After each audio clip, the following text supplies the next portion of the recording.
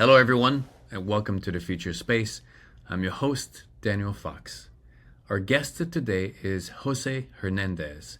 Jose is a former NASA astronaut who served on the Space Shuttle mission STS-128 in 2009.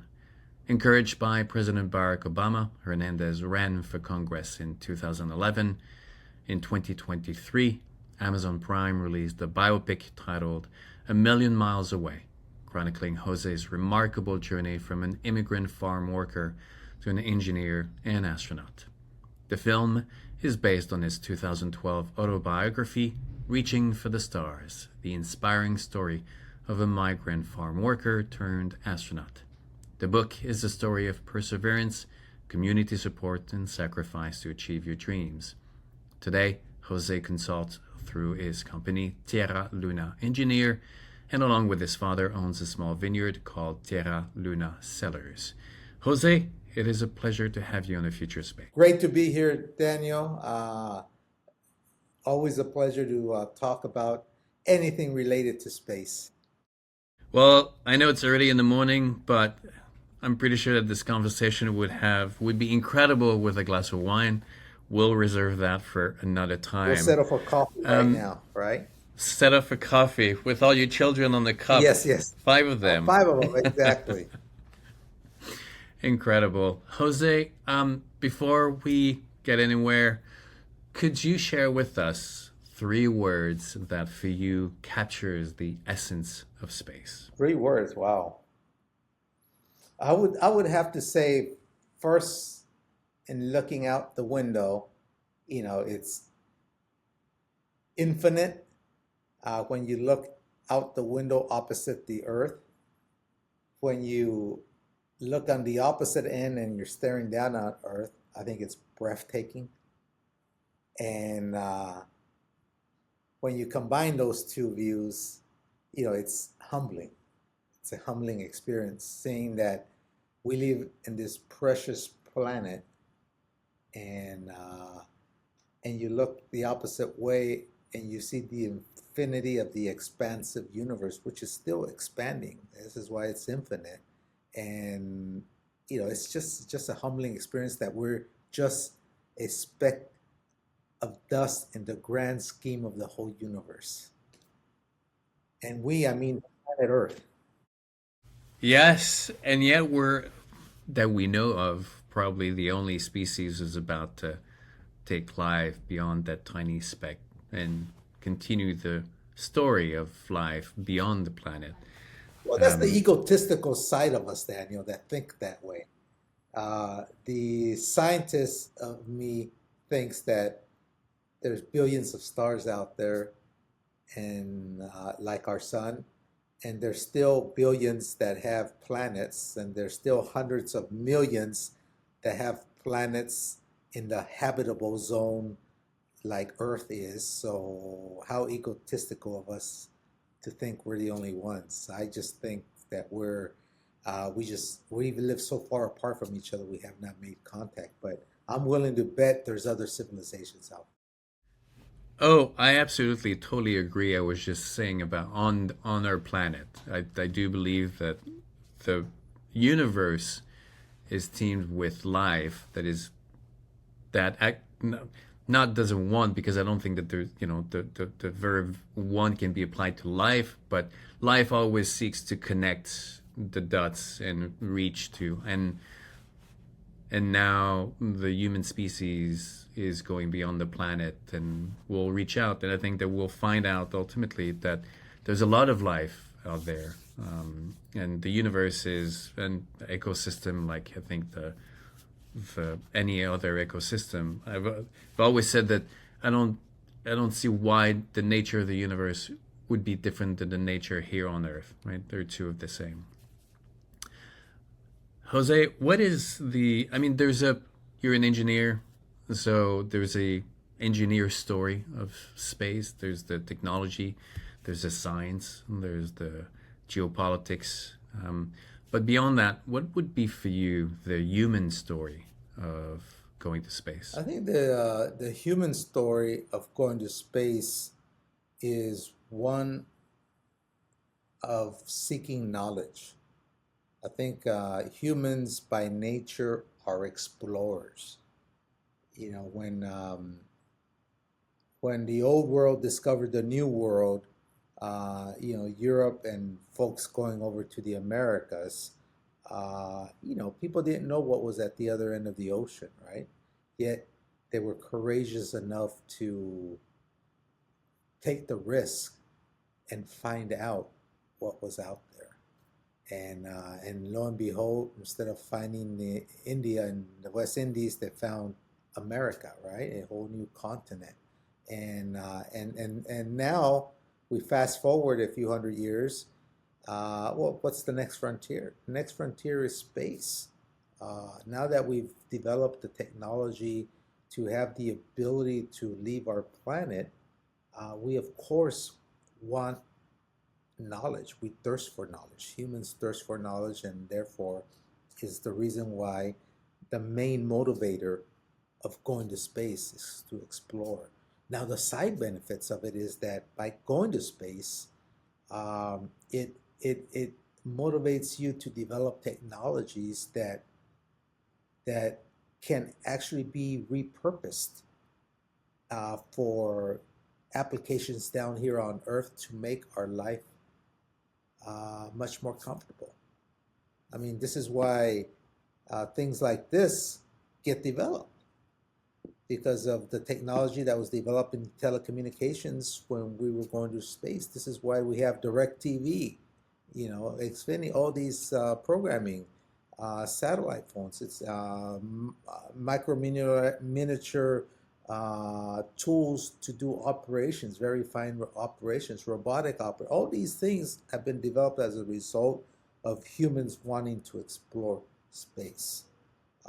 And I think it's the right thing. A lot of people always argue, having so many social problems on Earth, why are we investing in space exploration? And I keep telling folks, it's not like we're taking wheelbarrows of money and letting it float out in space. I mean, the development of space exploration creates good, high-paying jobs here in the United States. There's a study out there that says for every dollar the government of the U.S., of the United States, spends on NASA, they can document $6 in rate of return in the form of taxes of spin-off technologies. So if you look at it from a business perspective, it makes total sense.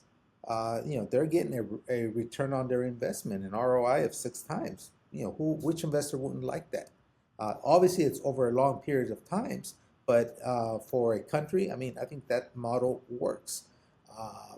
We also need to understand what we can do in space, what our capabilities are. There's always talk of an asteroid that one day may hit our planet and be able to destroy civilization as we know it.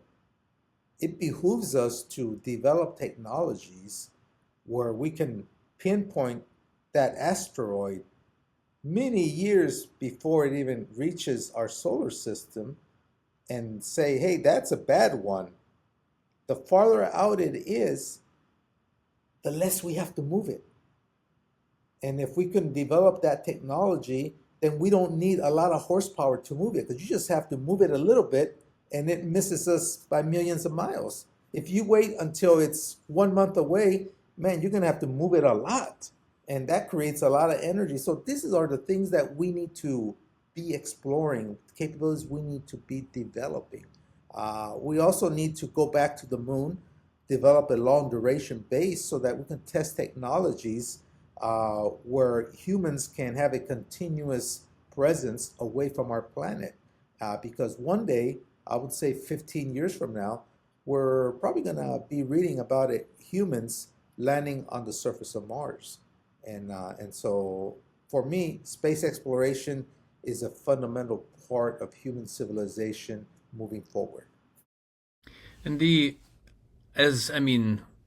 we're never ready to move forward, right? We're never fully ready to have children. We're never ready to leave the nest. If we But you think just that do it.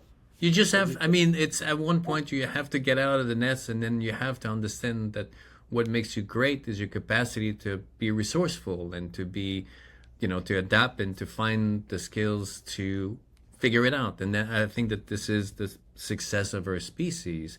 We are extremely resourceful.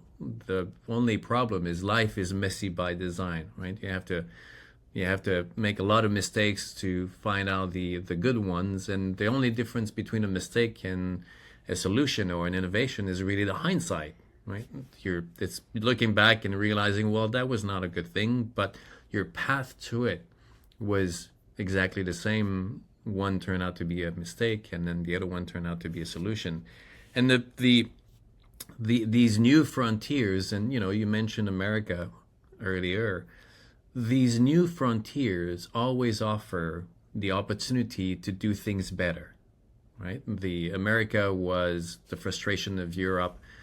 People who felt that they had no more opportunities, and they were willing to risk an entire journey across an ocean in miserable conditions just for the opportunity to start something new. And even you yourself, that's what, like, your family left a place. And space will be that, right? Space will be an opportunity for a lot of people to start, and people who feel that they don't have an opportunity anymore.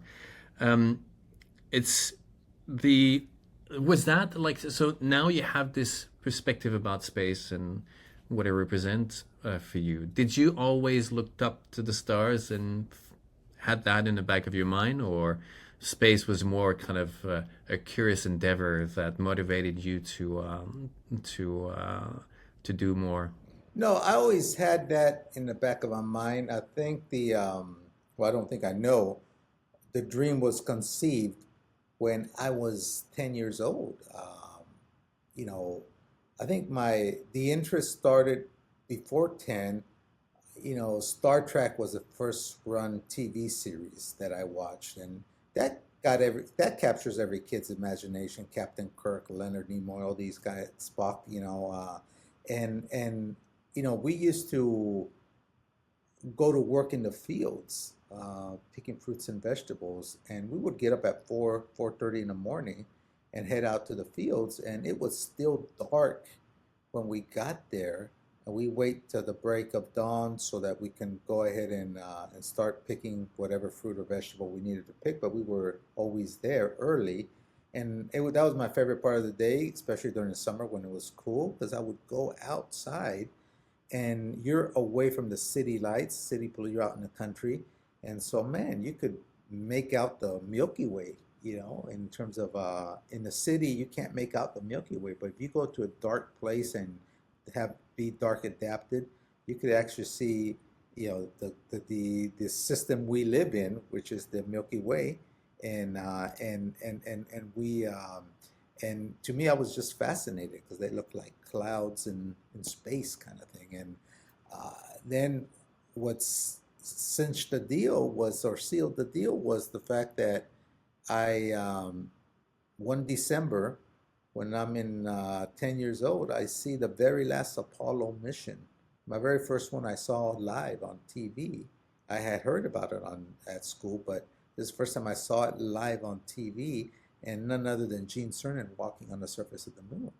And I was just mesmerized. You picture a 10-year-old kid watching a black and white vacuum tube technology TV, holding on the rabbit ear antennas to improve reception for dear life, and listening and hearing to astronaut Gene Cernan talk to Mission Control Houston, listening and watching the reporter, still remember his name, Walter Cronkite, narrating that moonwalk. I told myself, I said, wow, I want to be like astronaut Cernan. I want to be an astronaut. I want to go out in space. I want to be just like him. And that's how the dream was conceived. And I'll tell you, that dream never diminished within myself. It just grew as I grew older and I grew more confident. How important, I've interviewed a lot of astronauts. Their parents their father is a pilot. They have a community around that, where they can find inspiration. I assume that your parent give you what did they say when you came up and said, "Mommy, Daddy, I want to be an astronaut"? Well, First of all, let me clarify, my parents were not jet fighter pilots. They weren't in the military. They didn't even go to school. They each have a third grade. I say have because we still have them with us, nice and healthy.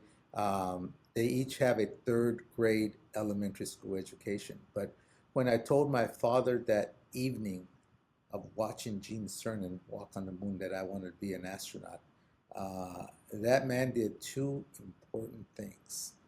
First of all, he gave it the importance of saying, let's have a meeting in the kitchen. At first, I thought I was in trouble because only three things happened in the kitchen, and two of them already happened. The first thing that happens is every day after school, my mom sits us down, feeds us a snack, and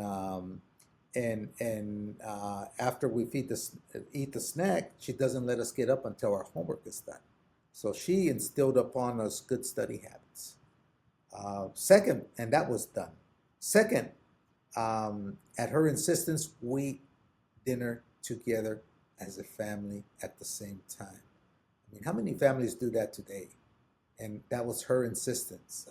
Dad's not home. Oh, we got to wait for him. Someone's not home. We got to wait for him. And they knew they were holding up dinner if they were late. And but we all ate together as a family and talked. That was done. The third thing, hence my concern when he said, let's go to the kitchen, is that's where my dad applied corporate punishment. And so now you understand my concern when he said, let's go to the kitchen. When I tell him I want to be an astronaut, I said, man, it must have been real bad what I said. But he wasn't mad. He was actually very curious, and he did two important things. The first thing he does is he validates the dream. I mean, that's the power of empowerment. When someone you admire tells you you can do this, it empowers you into believing. And that's what my father did to that 10-year-old kid, is he empowered. In spite of his third grade education, he had the wisdom to do those two important things. First, empowering me. Second, feeding me a recipe to success. And that recipe to success, had 5 ingredients. First, he said, you really want to do this? You got to define your purpose in life. So what is your purpose? Second, he said, you got to recognize what your current situation is. How far are you from that goal? Why? Because the third thing you got to do is you got to draw yourself a roadmap from where you know where you're at to where you want to go. You have to know the way to your destination. You got to draw yourself a roadmap. And that begins by recognizing where you're at that point in life. And then fourth, he says, you got to prepare yourself according to the challenge you picked in life. And he told me, and you picked a hard one. So there's college and then some. And then fifth and final, he points outside the kitchen window and says, that effort you put out Saturdays and Sundays, 7 days a week during the summer, picking fruits and vegetables with your siblings, mom and dad? I said, yeah. He points to my books on the kitchen table and says, you put that effort there.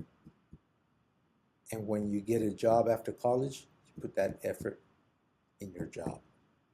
He said, you mix that up, and that's the recipe to succeed. His parting words that day was, always give more than what people expect out of you. Always give more. And your kids have been getting the same speech, I hope? Yes, absolutely. They've heard it. We've taken a page from my parents' playbook and we've preached it to them. We've empowered them. We've facilitated their roadway a lot simpler than ours. Less bumps on the road, and they've done well. I mean, all of them have been in college. All of them are college graduates. My last one is in his third year mechanical engineering. The oldest one just graduated from Purdue with his PhD in aerospace, and guess what he wants to do when he grows up? So he's following his dad's footsteps. Best piece of advice I gave him was read my book. Congratulations, Jose. It's amazing that within 2 generations, and places like America, and we're talking about space, creating these opportunities where, in one generation you can change every. But there's a lot of cases. There's a lot of cases, Daniel, that and that was our biggest concern when we grew up. There's a lot of cases where, in my generation, for example, when I grew up having nothing, I mean, what motivated me was yearning for a better life, and that's what got me. When my wife and I got married, she's also a former migrant farm worker, same conditions I grew up in. What worried us was, okay, now we're living, I'm a college graduate, she's a college graduate, so now we're living a middle income life. Our kids have phones, our kids have iPads, our kids have computers. They're not suffering of not having things that we didn't. They can go to Little League, they can go to swimming, they can go to Boy Scouts. We couldn't do none of that. And our biggest concern was, are we spoiling these kids? I mean, because you read about the next generation always falls off and then it climbs back up. And we were very, very conscious of saying, it's not going to happen here. We're going to be all in and parenting. And this is why I cut my career short at NASA. I came back home to California to raise my kids because when I flew, um, they announced the retirement of the shuttle fleet after I returned. So there was going to be no more flights. The only flights available were going to be with the Russians. And that was almost a 3-year training program, 80% of the time in Russia. And with 5 kids, I said that would be so unfair to my wife. And my oldest was 15. My youngest was about 6, 7. And I said, man, I can't do that to my wife. I said, and I can't do that to my kids. I'm not going to risk my kids. So I decided to, leave my dream job because I thought family was more important. Came back home to raise my kids, and I think we've done okay. So no regrets there. No, I mean, again, Jose, congratulations. And it is the challenge, as a parent, understanding the value of scarcity, driving the motivation when things are not that easy. But at the same time, you don't want your children to suffer on the same level, but you don't want to give them everything, right? It's so the balance, and Delicate balance. it's a balance. I have when you're talking about, the family coming together around the table. For me, the food is extremely important, right? And I have a theory why in places like Europe or in other nations, meals are super important. The ritual of sitting on a table, or lunchtime. You go to Italy, they gather for 2 hours at lunchtime. The value of what it brings is that if you have a history of tragedies, if you've lost everything that you've taken for granted, if you can find yourself with people breaking bread, you can find hope, right? Despite all the things falling around you, that community and that piece of bread, suddenly you can find a way out. And so when you come out, you keep the ritual to bring the people together. America is a young culture, so we haven't experienced that much tragedies. Yes, we've had personal tragedies, but not on the scale of what you can see around the world. But you see when immigrants come, my wife is Laotian. Their community is built around food, right? The community and everything. And so for me, the glass, the wine, and I do want to hear about the wine, but the wine and food, that's a celebration of the human experience. Is that so?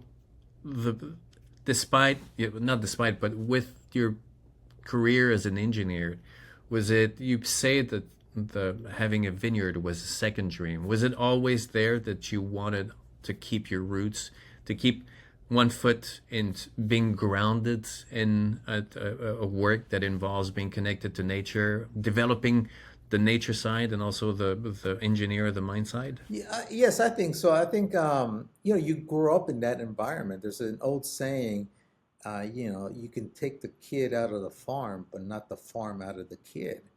And so when I came back uh, from NASA, you have this yearning. As a kid, when I used to pick grapes, I used to see the rancher, the farmer, in a big truck, and he would get out and look and supervise, and here we are working like crazy, and I would look up to him and I say, one day I want to be like that guy. One day I want to be like that guy. And so now I am that guy. And so this is the beauty of living in America, in the U.S., is that if you work hard, good things will happen, but they're not given to you. You've got to earn them. And that's what I always tell in my motivational conferences. I said, look, I'm a believer, and I'm Catholic, but I also know nothing materialistic is going to fall from the sky for me. Everything I want in this life, I got to earn, I got to work for. And that's what I tell people, is that you've got to work hard for this. And you work hard, good things will happen. And so, getting back to the vineyard, it is all happenstance that it occurred. I was very happy with the fact that my wife had said, hey, let's build our retirement home in the country, out in the country. And I said, well, yeah, we'll get a couple acres, we could get a chicken coop and all that and live out in the country and be nice and comfortable. But then I went to see ready to build 2-3 acre sites, and man, they were expensive. And then I was driving around looking for other sites, and I ran across this vineyard for sale, 20-acre vineyard, income producing. It already had a contract with a winemaker, so the grapes were sold every year. And I looked at the price and I looked at the income, and I said, hey, this makes much more financial sense than buying a empty 2-3 acre lot, sitting on it for a few years until I'm ready to build. I could produce income and the price can appreciate of the land. And so I went ahead and did that. And so, but the only reason I did it was because I took my father. My father at that time was about 80 years old. He's 87 now. He was 80 years old. I took him over there and I said, Dad, I said, the only way I can do this is with your help. I can't do it myself because you've got the know-how. I said, I know how to pick grapes. That's how I learned. And then I went off to school. You did this all your life. You know how to manage a vineyard. You know when to irrigate. You know when to fertilize. You know when to prune and all that. I said, help, teach me, and I'll buy this. And he said, yeah, no problem. So he was my built-in consultant, cheap consultant, because I didn't pay him. So it was great.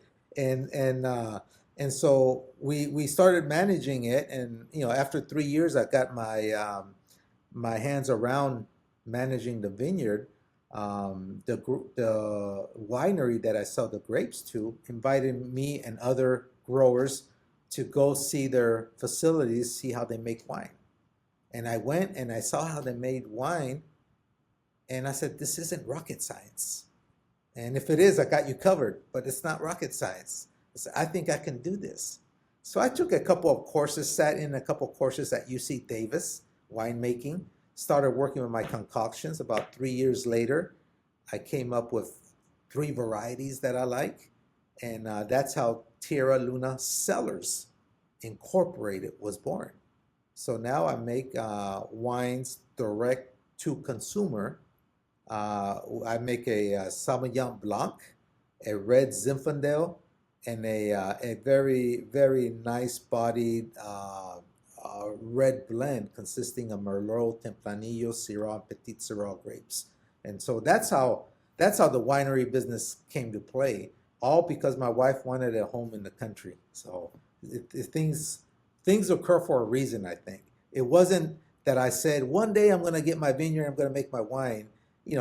Yes, I looked at the farmer and say, hey, I want to be like him, but it never was in my plans to say, okay, now I'm here, I'm going to be like him. It's sort of just, and it's probably because internally I wanted to do this, and I saw the opportunity and I jumped at it.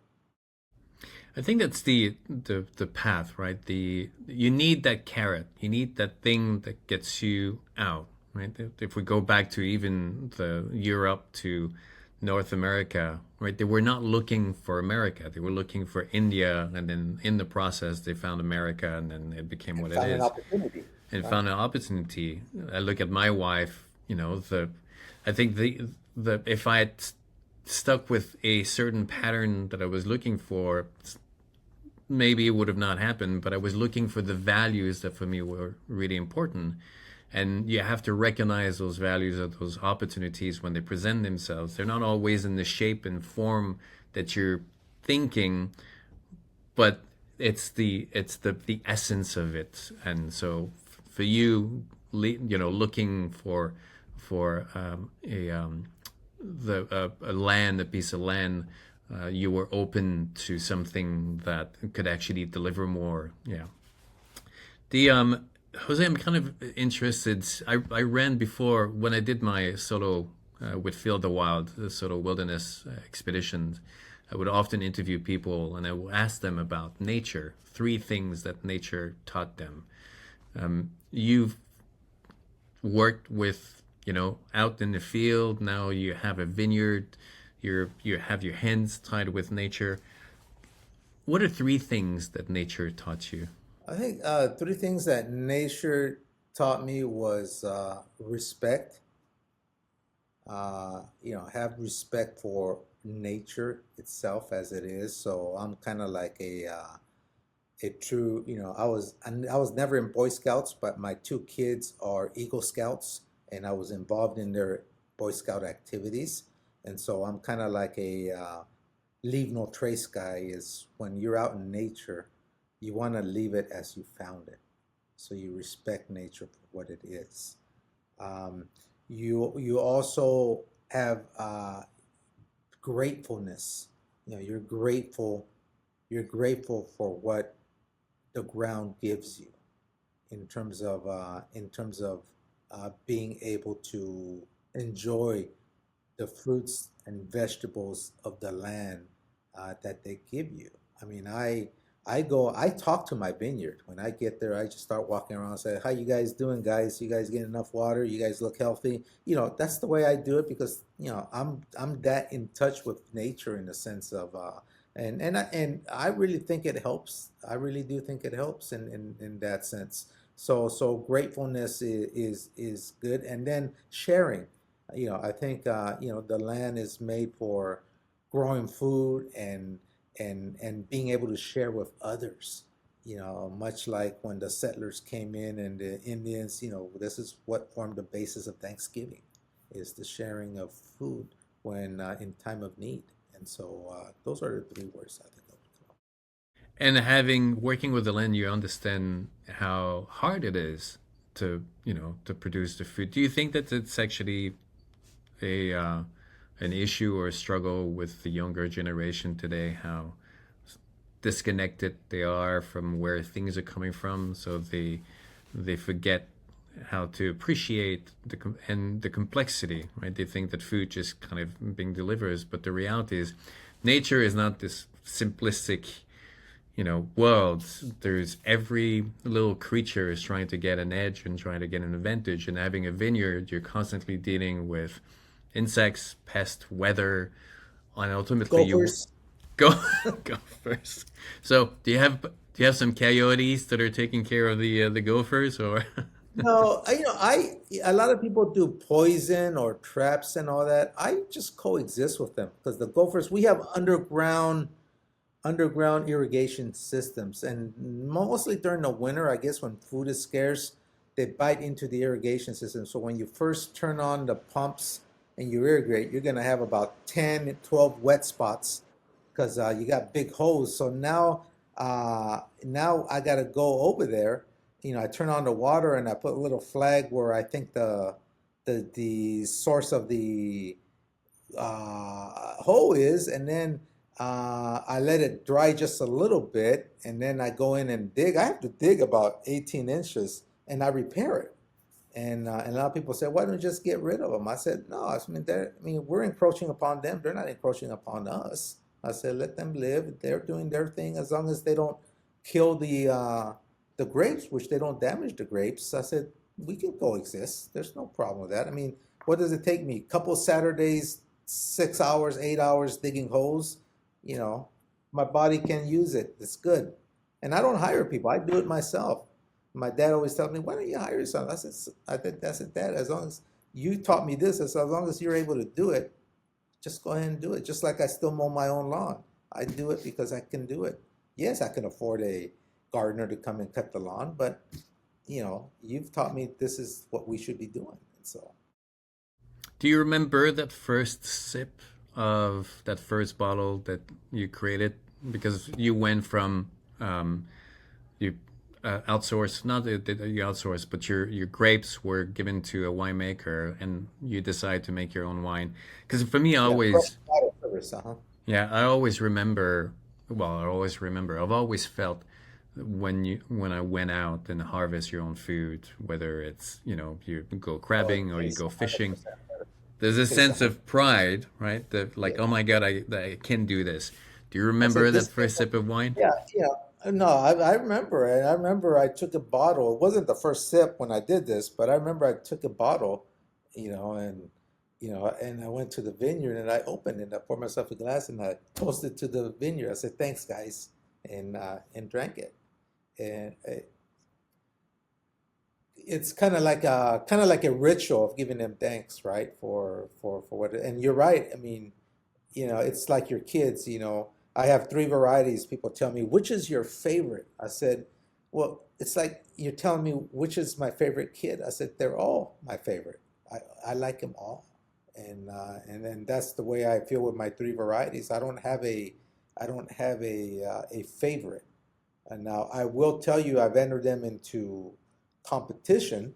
Last year at the Los Angeles International Wine Competition, my red blend got me a silver medal, and red Zinfandel got me a bronze medal. So even to the critics, it's pretty good wine, and I have to concur. I mean, obviously, I have to say that because they're my babies. They're good-looking babies, right? They're pretty, but other people may not see it. But according to judges at the Los Angeles International Wine Competition of 2023, they were silver and bronze medalists.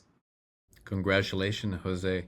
It's one thing that the for me I've always resonated more, right? In Europe, wine is not an alcohol; it's a beverage at meals, and it's a culture around. Here, there's always the stigma that wine is alcohol, and then there's a different relationship. Oh, in Europe, you give it to a 12-year-old kid, Yeah. 13-year-old kid with Yep. with dinner, Yep. right? With the dinner, you serve, yeah. The now your consulting company is called Tierra Luna. Your vineyard is called Tierra Luna. What's the so Earth, Moon? What's the story behind the between the two, or with the name? Well, caveat, it's my consulting is Tierra Luna Engineering, LLC. My wine is Tierra Luna Cellars Incorporated. And then the land itself is on a separate one, which is Tierra Luna Investments Incorporated. So I have like three small companies that I do that I manage. The significance, well, if you saw the movie, you would recall that my wife yearned to have a restaurant, right? And she yearned to have a restaurant, and I finally found her a place that we leased, and she opened her restaurant. She fulfilled her dream, and she called it Tierra Luna Grill, Earth Moon Grill, and of course it was a Mexican restaurant, and was highly successful. Was she ran it for 6 years while we were over there. We sold it when we came back to California, but because you can't run a restaurant from afar. But the thing is, the name she thought of it, it was Earth Moon Grill. Now tierra has a double meaning of earth and dirt. So the astronaut code word, it was a favorite spot for my astronaut colleagues to go eat dinner. They took their families and stuff. They would say, let's go to Dirt Moon Grill, because tierra also means dirt. So it's really Earth Moon Grill, but they said, let's go to Dirt Moon Grill. So anyway, we came back to California, and when I opened up my consulting firm, I handed my wife a crispy $1 bill, and she said, "What's this for?" I said, "I'm buying the naming rights of your company Tierra Luna grill, and I'll create Tierra Luna engineering. And I said, and she said, well, why you give me $1? I said, because if I'm highly successful, I don't want you to sue me that I took your name. So I bought it for $1. I can tell the judge. I handed her $1. She accepted it. She said yes, and so, so that's the name, the history of the name, Daniel. Nice, because I was going to ask you, so if you have to pay her every year, but no, you bought the rights. He wasn't shrewd enough to negotiate, so I took advantage of her. Excellent. Jose, I think your parents have given you a lot of wisdom in your upbringing, and now you're sharing that wisdom either through your public speaking and also with your children and your book. But if you could summarize that wisdom in 3 words, Jose's 3 words of wisdom, what Well, would they first of be? all, it's 3 books also. Three, It's three wines and it's three three, books. Yeah, three. Excellent. it's Reaching for the Stars, which is the movie was based upon. Um, and then it's the middle reader, from Farmworker to Astronaut, which is in English, and then you flip it over to Spanish, so it's 2 books in one. And then it's the children's book, The Boy Who Touched the Stars. It's a bilingual children's book, illustrated, which is a very nice book. So it's those 3 books. And then, as you said, how would I summarize my the wisdom that was instilled in me from my parents and my family in 3 words? I think of RIP, which is resilience, integrity, and patience. So those are the 3 words. Amazing. This is like people often look at the human nature, right? And we think they look at the negative aspect of human nature. But for me, I've tried to focus more on not to dismiss the negative aspect of the challenges that we have, but when we talk about the human nature is really being resilient. This is what we do. We figure things out moving forward, and we have a capacity for compassion that nature doesn't have. Nature is extremely raw, right? It's either you survive, you don't survive, and it's the human nature to really care for other people, or the weak and others, and having a certain integrity and having the patience, being able to see an objective and work towards it. And so well, you've definitely have achieved a lot, and I think that your parents and your children are proud of you for the right reasons. Once again, congratulations on everything, Jose. Thank you, Daniel. It's a pleasure talking to you, and I very much enjoyed the conversations as well. Thank you for a great conversation. Your interview is more of a conversation, which is with the type that I love, because we're able to discuss and different topics almost in a free form that allows us to expand on areas that are of mutual interest. That's the beauty of the human experience, right? You get, this is what we do. This is what fire brought to us, is that community, and then we have the food, and then we have the wine to celebrate, and so I'm looking forward for a glass of wine. And in the meantime, we'll put all the links where people can find the Tierra Luna sellers and all your social media. And we'll put your daughter's TikTok. Yeah, tell Vanessa Hernandez, so you'll see her. And if you want to see me make a fool of myself, that's the area you will need to watch her videos, because that's where but she gets a lot of views. Credit to her. She's pretty artistic and creative in that sense. But yeah, absolutely. There's that one website you can get the wines in the book. So you put that the tierralunasellers.com. You'll be able to find everything there. Jose, it was a pleasure. Thank you so Thank very you very much. much, Daniel. And until our next time. Take care. Appreciate it. Thank you.